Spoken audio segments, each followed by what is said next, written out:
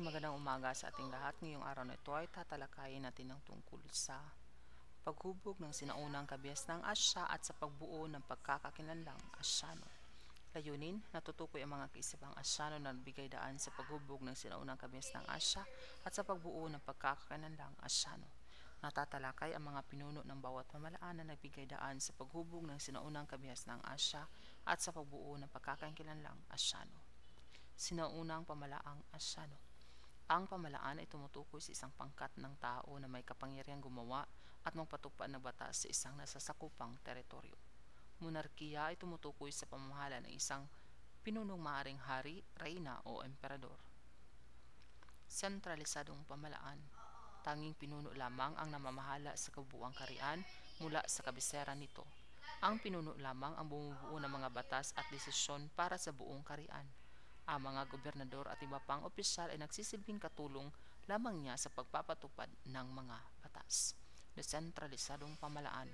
Binibigyan ng pagkakataon ng ilang pinuno ng mga siwa sa iba't ibang kaharian ang mga feudal lords na sila ang nagbabayad ng manang buwis sa hari bilang kabayaran sa proteksiyong ipinagkaloob sa kanila ng hari. Sa sinaunang China naman, ang hari ay tinuturing na son of God or anak ng Diyos. Ito ay bunsod na ang paniniwala sa ideyang mandate of heaven.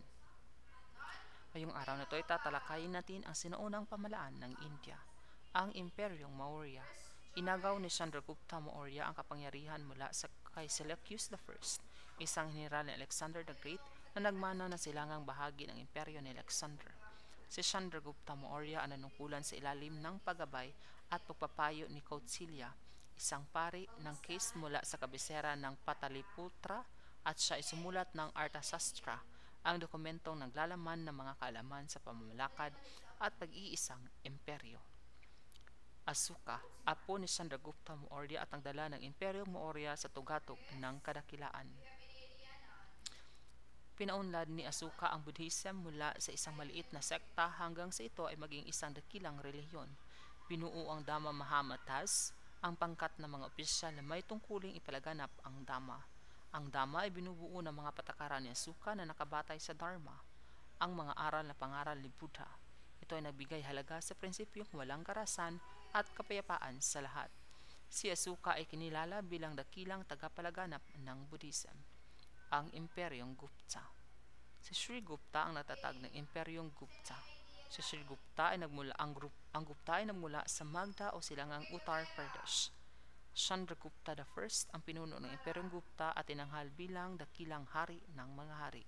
Sanskrit ang wika ng mga Hindo na lumaganap sa buong imperyo at ito rin ang uri ng pagsulat ng mga Hindo. Kalidasa, ito ang dakilang manunulat ng Hindo. Kama Sutra, isang manual na may kinalaman sa sining ng pagmamahal. Aryabhata, isang astronomong Hindo na ayon sa kanya ang daigdig ay umiikot sa sarili nitong aksis. Ang mga Rajput. Ang Rajput ay halaw sa salitang Sanskrit na nangangulugang anak ng hari or son of king. Kilala bilang mga maimpluwensyang pinuno at mandirigma. Kilala sila sa husay sa paglikha ng mga magkagandahang palasyo. Imperyong Mughal sa ilalim ni Akbar.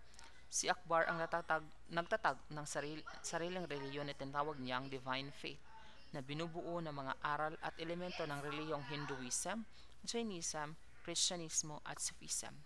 The Great One ang ibig sabihin ng pangalang Akbar. Siya ay may asawang 2 Hindu, isang Kristyano at isang Muslim.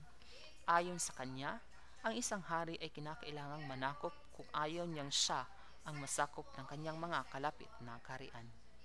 Panunungkulan ni Jahangir. Grasper of the world o mangangangkam ng lupain ang kahulugan ng pangalang Jahangir. Si Nurhajan ang asawa ni Jahangir. Khusrau at Shahjahan anak nila Jahangir at Nurhajan. Guru Arjan ang leader ng mga Sikh na ipinahuli ng mag-asawa. Panunungkulan ni Shahjahan. Hari ng daigdig ang kahulugan ng pangalan ni Shahjahan. Siya isang haring walang kapanatagan bilang isang pinuno. Mumtaz Mahal, pinakapaboritong asawa ni Shahjahan. Si Taj Mahal ang isang mausoleo na nagsisilbing libangan ng kanyang asawa. Ito ang kanyang ipinagawa bilang alay sa kanyang namatay na asawa. Panunungkulan ni Aurangzeb. Mahigpit niyang ipinatupad ang batas Islamic at pinagbawal ang pag-inom ng alak, pagsusugal at iba pang masamang bisyo sa mughal. Pinawi ang lahat ng mga batas na nakapagbibigay ng kaginhawaan sa buhay ng mga Hindu, ngunit di niya ito ginawa sa mga Muslim. Ipinasara ang lahat ng mga monumentong templong Hindu. Mga dinastiya ng China. Ang dinastiyang Zhou. Ito ay naghari sa loob ng pinakamahabang panahon sa China. Ang Han ang unang kabisera ng dinastiyang Zhou. Si Wu Wang ang natatag ng dinastiyang Zhou. Siya ay nagbigay ng katuwiran sa kanyang pamumuno bilang basbas ng kalangitan or mandate of heaven, na nangangulugang maharlikang pamumuno ay nagmula sa Diyos ng kalangitan. Feudalismo, tumutukoy sa sistema ng panlipunan kung saan ang pag-aari ng lupain ng hari ay pinamamalaan ng mga noble. Ang dinastiyang Qin. Si Shi Huangdi ang namuno sa dinastiyang Qin.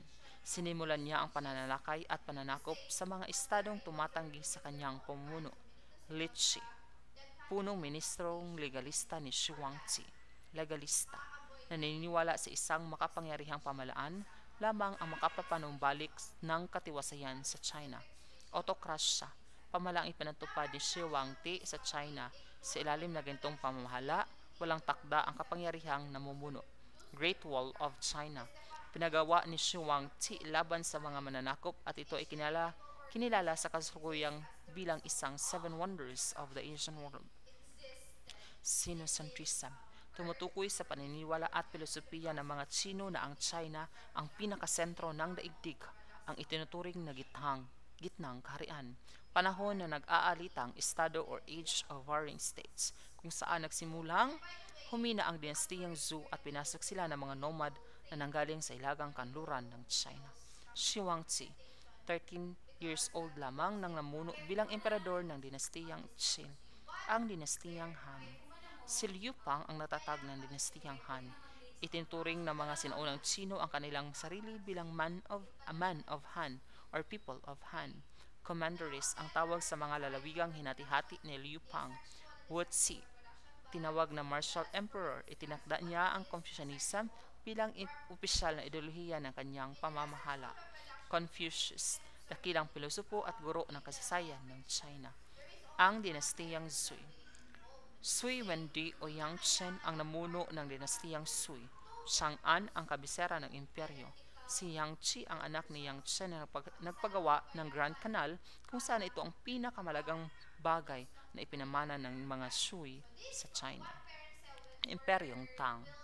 Si Liu Mon ang natatag ng dinastiyang Tang.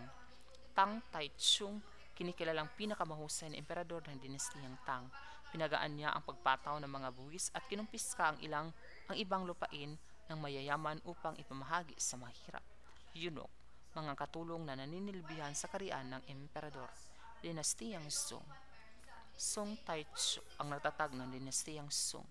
Grain Sprout Act, batas na ipinatupad ni Song Taichu upang matugunan ang malaking populasyon sa dinastiya. Ang batas na ito, ang mga mabubukid ay pinautang ng pamalaan ng butil na maaring bayaran matapos ang anihan.